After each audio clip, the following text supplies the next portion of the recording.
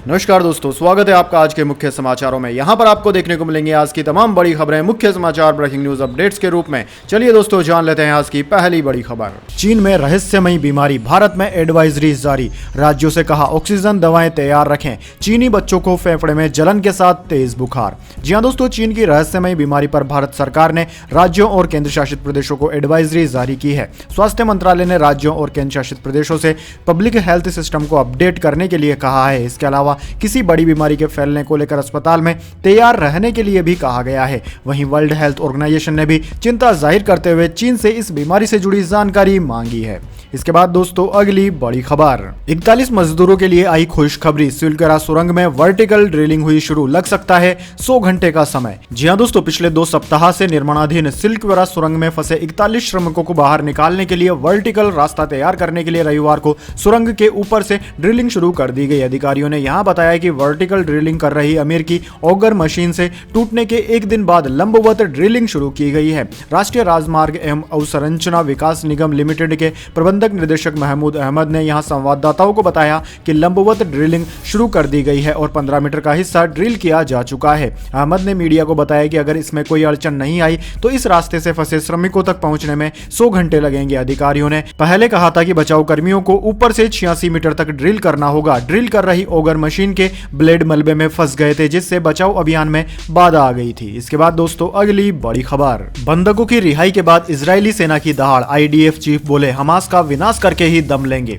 जी हां दोस्तों, हमास और इजरायल के बीच 4 दिवसीय युद्ध विराम में महज एक दिन बचा हुआ है। बीते 3 दिन में हमास ने 41 बंधकों को 50 दिन के बाद अपनी चुंगल से रिहा किया। इनमें इजरायली महिलाएं, बच्चे, बुजुर्ग और 4 विदेशी नागरिक शामिल हैं। इसी बीच इजरायली डिफेंस फोर्सेस के प्रमुख LTG हार्ली हवेली ने कहा है कि हमास के खिलाफ गाजा में उसकी कार्रवाई भले ही कुछ दिनों के लिए थम गई हो, लेकिन रुकने वाली नहीं है। उन्होंने कहा कि हमास का विनाश करके ही हम दम लेंगे। आईडीएफ के सैनिकों और कमांडरों को संबोधित करते हुए LTG हर्जी हवेली ने कहा कि हमने इस युद्ध विराम के दौरान बंधक बनाए गए बच्चों और महिलाओं के पहले समूह की रिहाई के लिए रूपरेखा तैयार की है। इसके बाद दोस्तों, अगली बड़ी खबर। सुप्रीम कोर्ट परिसर में लगी बाबा साहेब अंबेडकर की प्रतिमा, राष्ट्रपति मुर्मू ने किया अनावरण। जी हां दोस्तों, आजादी के 76 साल बाद सुप्रीम कोर्ट में इतिहास रचा गया है। सुप्रीम कोर्ट परिसर में संविधान निर्माता बाबा साहेब अंबेडकर, भीमराव अंबेडकर की प्रतिमा का राष्ट्रपति द्रौपदी मुर्मू ने अनावरण किया, यानी कि संविधान के पहाड़ी के प्रांगण में संविधान निर्माता। दोस्तों, आपकी जानकारी के लिए बता दें, 26 नवंबर 1949 को संविधान सभा ने भारत के संविधान को अंगीकार किया था। दोस्तों, सुप्रीम कोर्ट परिसर में अब तक 2 मूर्तियां लगी है। एक तो मदर इंडिया का फ्यूरल है, जो भारतीय मूल के ब्रिटिश शिल्पी चिंतामणि कर ने बनाई है। दूसरी महात्मा गांधी की प्रतिमा भी ब्रिटिश मूर्तिकार ने ही बनाई है। यह प्रतिमा भारत में जन्मे और भारतीय नागरिक कलाकार नरेश कुमावत ने बनाई है। अब तीसरी मूर्ति डॉक्टर अंबेडकर की लगी है। इसके बाद दोस्तों, अगली बड़ी खबर। तेलंगाना के सीएम KCR ने खड़े की कांग्रेस पर सवाल, तो राहुल गांधी बोले जहां आप पढ़े वो स्कूल हमने बनवाया। जी हां दोस्तों, तेलंगाना विधानसभा चुनाव को लेकर चुनाव प्रचार अपने जोरों पर है। इसी बीच कांग्रेस सांसद राहुल गांधी ने रविवार को तेलंगाना के सीएम और BRS चीफ KCR पर निशाना साधा। KCR ने एक रैली में सवाल किया था कि आखिर कांग्रेस ने तेलंगाना में किया क्या है। इसका जवाब देते हुए राहुल गांधी ने KCR को निशाने पर लेते हुए कहा कि उन्होंने सवाल उठाया कि कांग्रेस ने क्या किया है। मैं उन्हें बताता हूं कि कांग्रेस ने क्या किया है। जिन सड़कों पर KCR चलते हैं वो कांग्रेस ने बनवाई है, और जिस स्कूल या यूनिवर्सिटी में वे पढ़े हैं वो भी कांग्रेस ने ही बनवाई है। इसके बाद दोस्तों, अगली बड़ी खबर। PM मोदी बोले MP, राजस्थान, छत्तीसगढ़ में इंडिया गठबंधन साफ होगा। तेलंगाना में कहा कांग्रेस BRS एक दूसरे की कार्बन कॉपी, इनकी पहचान भ्रष्टाचार और परिवारवाद। जी हां दोस्तों, प्रधानमंत्री मोदी ने रविवार को तेलंगाना के तुरपान में एक जनसभा के दौरान कहा कि छत्तीसगढ़, MP और राजस्थान तीनों राज्यों में मतदान हो चुका है और मैंने तीनों राज्यों में देखा है कि इंडिया साफ हो जाएगी। वहां की महिलाएं, वहां के किसान, वहां के जवान कांग्रेस पार्टी को जड़ों से उखाड़ फेंकने वाले हैं। कांग्रेस और BRS दोनों की ही पहचान भ्रष्टाचार, परिवारवाद, तुष्टीकरण और खराब कानून व्यवस्था से है। ये दोनों पार्टियां एक दूसरे की कार्बन कॉपी है, इसलिए मेरी बात याद रखिएगा, दोनों से रहो सावधान। बीजेपी ही बढ़ाएगी तेलंगाना का मान।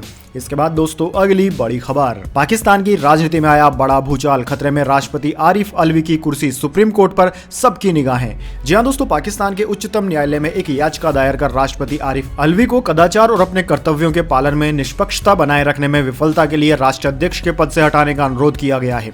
रविवार को एक मीडिया रिपोर्ट में यह जानकारी दी गई। डॉन अखबार की खबर के अनुसार शनिवार को गुलाब मुर्तजा खान द्वारा दायर याचिका में आरोप लगाया गया कि राष्ट्रपति अपने संवैधानिक दायित्वों को निभाने से बच रहे हैं। याचिका में कहा गया कि राष्ट्रपति ने संविधान का उल्लंघन किया है और घोर कदाचार भी किया है, इसलिए वह राष्ट्रपति के रूप में अपने कर्तव्यों को जारी रखने के योग्य नहीं है। इसके बाद दोस्तों अगली बड़ी खबर, पीएम मोदी ने भरी तेजस से उड़ान तो असुद्दीन ओवैसी बोले हमारे जवान शहीद हो रहे और पीएम कर रहे हैं जेट का ट्रायल।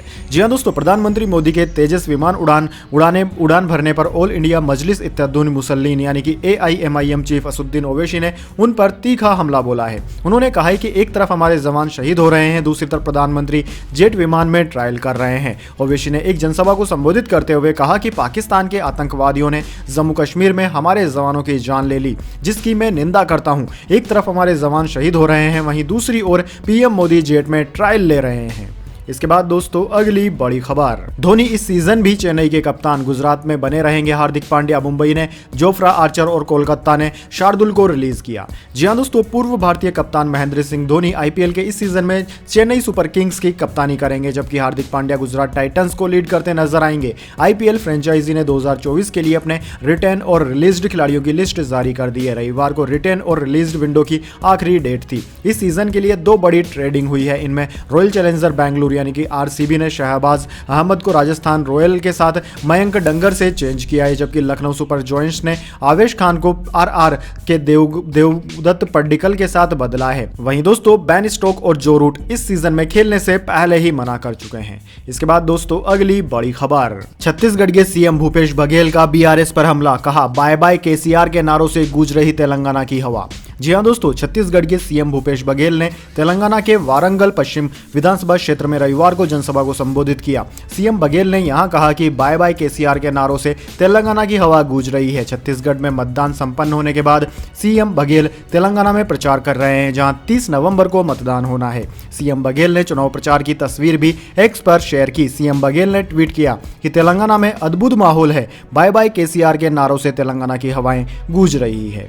इसके बाद दोस्तों अगली बड़ी खबर, रेन अलर्ट, मौसम ने बदला मिजाज, दिल्ली के तापमान में भारी गिरावट, 2 दिन में कोहरे से ढक जाएगी राजधानी। जी हां दोस्तों, दिल्ली के मौसम ने करवट बदलनी शुरू कर दी है। दिल्ली में रविवार को न्यूनतम तापमान सामान्य से 1 डिग्री कम 10.4 डिग्री सेल्सियस दर्ज किया गया। आने वाले 2 दिनों में राष्ट्रीय राजधानी क्षेत्र में हल्की बारिश की भी संभावनाएं हैं। IMD ने बताया कि सोमवार और मंगलवार को बदल रहे मौसम के हिसाब से काफी महत्वपूर्ण है। IMD यानी कि भारतीय मौसम विज्ञान विभाग ने रविवार की सुबह बताया कि आज दिन भर आसमान में बादल छाए रहेंगे, वहीं सोमवार को हल्की बारिश व बूंदाबांदी की संभावना है। दिल्ली NCR में बारिश की वजह से मंगलवार से लेकर दिसंबर के पहले सप्ताह तक कोहरा का छाए रहने की संभावना है। लोगों को बढ़ती ठंड की संभावना को देखते हुए अलर्ट रहने की भी बात कही गई है। इसके बाद दोस्तों अगली बड़ी खबर, प्रयागराज कांड, माफिया अतीक अहमद का फैन है लारेब हाशमी, पुलिस से पूछा मेरा भी हश्र क्या भाईजान की तरह होगा।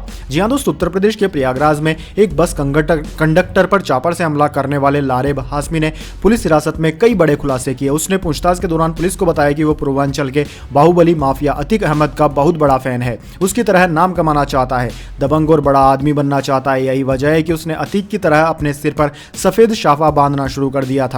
उसके एनकाउंटर के बाद उसे बहुत दुख हुआ था। इतना ही नहीं, पुलिस हिरासत में लारेब बहुत बेबाकी से अपने जवाब दे रहा था। उसने यहां तक कहा कि उसे पुलिस पर कोई भरोसा नहीं है, उसने अपना बदला पूरा कर लिया है, अब वो सुकून से सो सकेगा।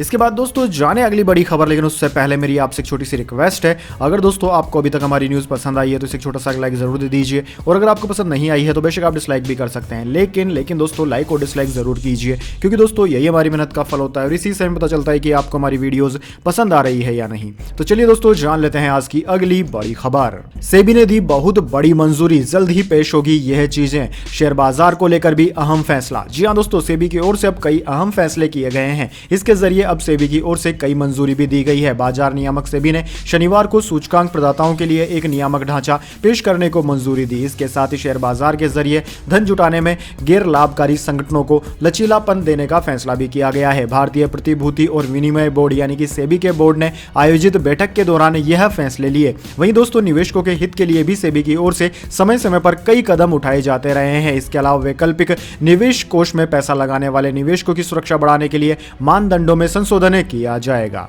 इसके बाद दोस्तों अगली बड़ी खबर, राहुल द्रविड़ की विदाई तय, वीवीएस लक्ष्मण को नया हेड कोच बनाना चाहता है बीसीसीआई। जी हां दोस्तों, आईसीसी क्रिकेट वर्ल्ड कप 2023 में भारतीय टीम को फाइनल मैच में ऑस्ट्रेलिया के खिलाफ 6 विकेट से हार का सामना करना पड़ा था। इस हार के चलते टीम इंडिया का तीसरी बार वर्ल्ड कप खिताब जीतने का सपना टूट गया। वर्ल्ड कप की समाप्ति के साथ ही टीम इंडिया के हेड कोच राहुल द्रविड़ का कॉन्ट्रैक्ट भी समाप्त हो गया। अब दोस्तों, राहुल द्रविड़ का कार्यकाल आगे बढ़ता नहीं दिख रहा है और वह बढ़ाना भी नहीं चाहते हैं। इस पर फैंस की निगाहें भी है। मीडिया रिपोर्ट्स की माने तो द्रविड़ अब टीम इंडिया को बाय बाय कह सकते हैं। उधर दोस्तों, भारतीय क्रिकेट नियंत्रण बोर्ड यानी कि बीसीसीआई भी T20 वर्ल्ड कप 2024 को ध्यान में रखते हुए एनसीए चीफ वीवीएस लक्ष्मण को यह जिम्मेदारी सौंपने पर विचार कर रहा है। वीवीएस लक्ष्मण के शीर्ष अधिकारियों और राहुल द्रविड़ के बीच हेड कोच के मसले पर गहन चर्चा हुई। द्रविड़ ने जब भी ब्रेक लिया तो वीवीएस लक्ष्मण हेड कोच की भूमिका में दिखे। 49 वर्षीय लक्ष्मण ऑस्ट्रेलिया के खिलाफ मौजूदा T20 सीरीज में भी हेड कोच की जिम्मेदारी निभा रहे हैं। ऐसे में पूरी उम्मीद यही लगाई जा रही कि जल्द ही वीवीएस लक्ष्मण भारतीय मेन टीम की जिम्मेदारी निभाते हुए नजर आएंगे। इसके बाद दोस्तों, अगली बड़ी खबर, देश के नागरिकों को कोर्ट का दरवाजा खटखटाने से डरने की जरूरत नहीं, बोले सीजेआई डीवाई चंद्रचूड़। जी हां दोस्तों, भारत के मुख्य न्यायाधीश डीवाई चंद्रचूड़ ने रविवार को कहा कि सुप्रीम कोर्ट ने लोक अदालत के रूप में काम किया है। देश के नागरिकों को कोर्ट में जाने से डरना नहीं चाहिए या इसे अंतिम विकल्प के रूप में नहीं देखना चाहिए। HD रिपोर्ट के मुताबिक उन्होंने कहा कि जिस तरह संविधान हमें स्थापित लोकतांत्रिक संसाधनों और प्रक्रियाओं के माध्यम से राजनीतिक मतभेदों को हल करने की अनुमति देता है, उसी तरह कोर्ट सिस्टम स्थापित सिद्धांतों और प्रतिक्रियाओं के जरिए कई असहमतियों अंतर के समाधान करने में मदद भी करता है। इसके बाद दोस्तों, अगली बड़ी खबर, वोकल फॉर लोकल अभियान रोजगार और देश के विकास की है गारंटी, मन की बात में बोले प्रधानमंत्री मोदी। जी हां दोस्तों, प्रधानमंत्री मोदी ने रविवार को अपने मन की बात रेडियो कार्यक्रम के जरिए संबोधित किया। यह पीएम मोदी के मन की बात रेडियो कार्यक्रम का 107वां एपिसोड था। रविवार को संविधान दिवस भी था। पीएम मोदी ने देशवासियों को संविधान दिवस की शुभकामनाएं दी। उन्होंने बताया कि हम 2015 संविधान दिवस मना रहे हैं। संविधान में अब तक 106 बार संशोधन किया जा चुका है। इस दौरान पीएम मोदी ने वोकल फॉर लोकल पर फिर जोर दिया और कहा कि वोकल फॉर लोकल रोजगार और देश के विकास की गारंटी है। यह बात अब देशवासी समझने लगे हैं। इसके बाद दोस्तों, अगली बड़ी खबर, महंगाई से राहत, बीते सप्ताह खाने का तेल हुआ सस्ता। जी हां दोस्तों, महंगाई के दौर में रसोई घर से राहत भरी खबर आई है। खाने के तेल यानी कि एडिबल ऑयल के भाव में गिरावट आई है। देश के बंदरगाह पर आयातित तेलों की लागत से कम दाम पर बिकवाली जारी रहने के बीच देश के तेल तिलहन बाजारों में अभी खाद्य तेल तिलहनों के दाम हानि दर्शाते बंद हुए हैं। यानी कि दोस्तों, बाजार सूत्रों ने बताया कि बंदरगाहों पर आयातित तेलों का बेड़ा कुछ कमजोर नजर आ रहा है, यानी कि दाम में कमी नजर आ रही है। इसके बाद दोस्तों, अगली बड़ी खबर, प्रॉपर्टी में निवेश करना आसान होगा, सेबी ने नए नियमों को मंजूरी दी। शेयर बाजार में मार्च से सेम डे ट्रेड सेटलमेंट भी लागू होगा। जी हां दोस्तों, market regulatory security exchange board of India यानी कि सेबी बोर्ड ने real estate investment trust regulation REIT 2014 में संशोधन को मंजूरी दे दी। छोटे और मध्यम REITs के लिए नया रेगुलेटरी फ्रेमवर्क बनाने के लिए यह मंजूरी दी गई है। यानी कि दोस्तों, शनिवार को सेबी की बोर्ड मीटिंग के बाद प्रेस कॉन्फ्रेंस में सेबी चीफ माधवी पुरी बुच ने यह जानकारी दी। नए नियमों के बाद रीड्स लाने के लिए कंपनी के पास असेट वैल्यू मिनिमम 50 करोड़ रुपए होनी चाहिए। पहले ये 500 करोड़ रुपए थी। रीड्स एक कंपनी ट्रस्ट है जो इनकम जनरेट करने वाली रियल एस्टेट प्रॉपर्टीज की मालिक होती है और उन्हें मैनेज भी करती है। निवेशक रीड्स में शेयर खरीद सकते हैं और बदले में उन्हें इन प्रॉपर्टीज से मिलने वाले रेंटल इनकम का एक हिस्सा मिल जाता है। इसके बाद दोस्तों, अगली बड़ी खबर, मल्लिकार्जुन खड़गे के भाषण के दौरान रैली में मचा शोर, अमित मालवीय ने बताया रबर स्टाम्प पार्टी अध्यक्ष। जी हां दोस्तों, भारतीय जनता पार्टी यानी कि बीजेपी के IT हेड विभाग के प्रभारी अमित मालवीय ने आरोप लगाया है कि दलित होने के कारण मल्लिकार्जुन खड़गे का अपमान किया जाता है। उन्होंने सोशल मीडिया प्लेटफॉर्म X पर उनका एक वीडियो भी शेयर किया। बीजेपी नेता अमित मालवीय ने रविवार को अपनी पोस्ट में कहा कि यह कोई नई बात नहीं है। कांग्रेस अध्यक्ष होने के बावजूद खड़गे को उनकी सभी सार्वजनिक बैठकों में अपमानित किया जाता है और वह असहाय होकर अपने कार्यकर्ताओं पर चिल्लाते हैं और उन्हें अपेक्षित सम्मान नहीं देते हैं। बीजेपी नेता ने कहा कि गांधी परिवार ने उन्हें रबर स्टाम्प अध्यक्ष बनाया हुआ है। राजस्थान के सभी विज्ञापनों में उनकी तस्वीरें या तो गायब हो गई है या स्टाम्प आकार की हो गई है, जबकि राहुल गांधी और गहलोत की तस्वीरें प्रमुखता से डिस्प्ले होने लगी हैं। तो दोस्तों, यह थी आज की तमाम बड़ी खबरें। इसके बाद दोस्तों, बारी आती है आज के माइंड क्यूज क्वेश्चन की। जी हां दोस्तों, एक आसान से सवाल का जवाब देकर आप जीत सकते हैं एक अमेजिंग सरप्राइज गिफ्ट हमारे यूट्यूब चैनल की ओर से। तो दोस्तों आज का सवाल आपकी स्क्रीन पर आ चुका है। क्षेत्रफल की दृष्टि से भारत का सबसे बड़ा राज्य कौन सा है? जी हाँ दोस्तों, अगर आप जानते हैं क्षेत्रफल की दृष्टि से भारत के सबसे बड़े राज्य का नाम, तो जल्दी से कमेंट बॉक्स में लिख दीजिए। अगर दोस्तों आपका जवाब होता है एकदम सही और आप चुन ले जाते हैं लकी विजेता के रूप में, तो आपको मिल सकता है एक सरप्राइज गिफ्ट हमारे यूट्यूब चैनल की ओर से। तो दोस्तों जल्दी से अपना उत्तर कमेंट बॉक्स में लिख दीजिए, वीडियो को लाइक कर लीजिए और चैनल को सब्सक्राइब करके बेल आइकन भी दबा लीजिए। धन्यवाद। वंदे मातरम। जय हिंद, जय भारत।